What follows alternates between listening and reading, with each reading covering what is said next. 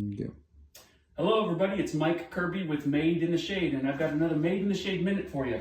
This is a modern farmhouse, contemporary, with a roller shade install, and we have something to deal with that's pretty common with these casement windows for egress, this crank handle, okay? So we want the shade to go down all the way to the bottom sill for light control, and we want a nice, clean, contemporary look. We also wanted a fascia, and we wanted a roller shade.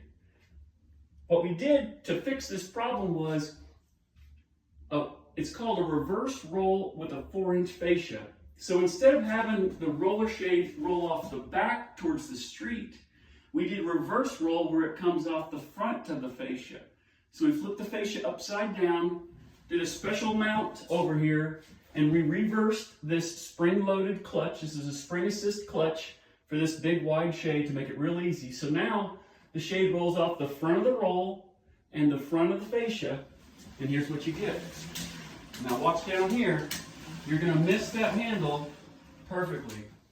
Nice clean look. The handle's avoided. Look at right up here. Look how nice this seam looks.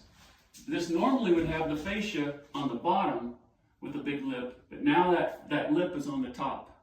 And again, spring assist. So as we were rolling this down, it was actually adding spring assist to the shade to make it real easy to roll back up. Real nice and smooth. And we leave it about halfway down.